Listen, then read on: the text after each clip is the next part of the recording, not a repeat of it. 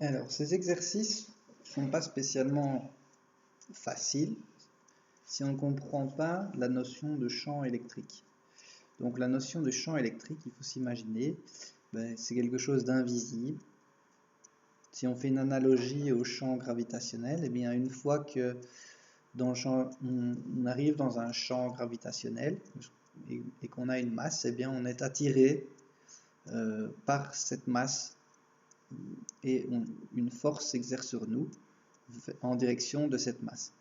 Eh bien, pour l'électricité, c'est pareil, sauf que ce n'est pas une masse, mais c'est une charge. Donc, dans ce cas-ci, on va avoir une charge électrique, une particule, qui est comme ceci, et qui a un signe positif ou négatif que l'on doit déterminer. Et cette particule va se trouver dans un champ électrique. Alors, pour déterminer le sens de ce champ, on regarde dans l'énoncé ce qui est donné. Et dans l'énoncé, on vous dit que la charge est dans un champ qui est électrique vertical, dirigé vers le bas. Donc le champ électrique, on va le matérialiser par un vecteur E, tout comme le champ gravitationnel pour lequel on mettait petit g, ici on a un vecteur E qui est dirigé vers le A. Donc ça pourrait être, voilà, parce qu'il y a des charges positives ici et négatives là, on imagine qu'il y a toutes des charges comme ça, positives vers le haut. Et donc ça crée un champ qui est vertical vers le bas. Et donc cette particule ici, ce champ, je vais peut-être le dessiner partout.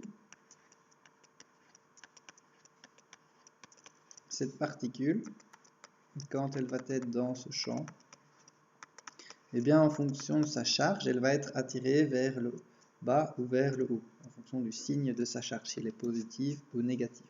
Alors, je rappelle que par définition, donc, je rappelle, ceci se trouve à la page 187.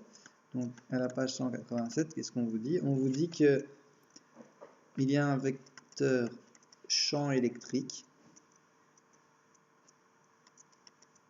et que lorsqu'il y a un vecteur et qu'il y a une charge qui est placée dedans, le champ électrique, c'est la force par unité de charge en ce point. Donc ça veut dire quoi? Ça veut dire que ça, par convention, c'est une charge positive. Et donc lorsqu'on va avoir un champ électrique, on va avoir une force qui va être dans la même direction. Okay, puisque la charge ici elle est positive. Donc lorsque vous avez un champ qui est comme ceci, et vous entrez dans le champ, si vous avez une charge qui est positive, donc ça c'est mon champ, je fais ma charge, plus, cette charge va subir une force F qui va être dans le même sens, puisque vous voyez les vecteurs ici dépendent juste du signe de la charge. Par convention, elle est positive ici. Ok? Donc voilà, ça c'est la définition. Donc on vous dit ici que notre charge, notre particule en tout cas, elle a aussi une masse qui est égale à 0,2 grammes, si je ne me trompe pas. Je vais reprendre l'énoncé. 0,2 grammes. M égale 0,2 grammes. Donc comme je vous disais au début de l'exercice, si une masse est également dans un champ gravifique, elle va subir une force qui s'appelle la force de gravité, F avec un indice petit g, et qui est dirigée vers le bas. Et donc ici, la question est, tiens, si on veut que cette particule soit à l'équilibre, soit en lévitation, donnez le signe de la charge et la valeur de la charge pour qu'elle soit à l'équilibre. Donc, si elle est à l'équilibre, ça veut dire qu'il y a une autre force de même intensité, mais de sens opposé, qui agit sur elle, force électrique. Et donc, vous voyez ici cette force électrique Donc elle s'oppose bien à la force de gravité. Elle est de même intensité, et donc là, l'équilibre des forces, la somme de cette force-là plus cette force-là est nulle, et donc on est en quelque sorte en lévitation dans l'air. Et on voit que cette force électrique, eh bien, son orientation, elle est opposée au sens du champ électrique. Donc tout à l'heure, je vous avais dit que lorsque la charge était positive, eh bien, par convention, il y avait une force qui était dans la même direction.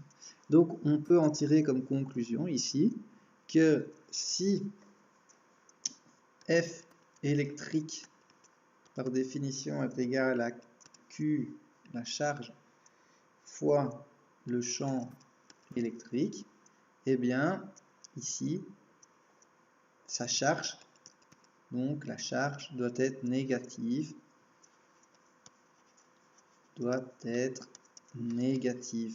pour qu'elle soit opposée. Donc la charge doit être négative.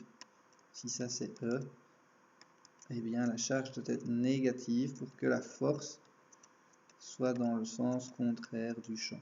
Ce qui est le cas ici, pour qu'on ce soit à l'équilibre. Donc on sait déjà que le signe de la charge est négatif. Maintenant, pour trouver l'intensité, eh bien, j'ai plus ou moins donné la solution, puisqu'il faut que la force électrique soit égale à, donc on peut l'écrire de deux manières différentes. On peut dire vectoriellement, il faut que la force électrique plus, donc la somme des deux forces plus la force de gravité soit égale à 0. Et si on passe, donc ça veut juste dire que les deux vecteurs doivent être opposés, c'est équilibré. Et si on veut calculer la grandeur, maintenant on doit passer en scalaire, donc il faut que l'intensité F électrique soit égale à l'intensité de la force de gravité. Donc j'enlève les flèches et je dois maintenant regarder le sens des deux vecteurs. Et donc F électrique, comme on le disait tout à l'heure, il est égal à Q fois E. Et F de gravité, eh bien, vous connaissez, c'est le fameux M fois G.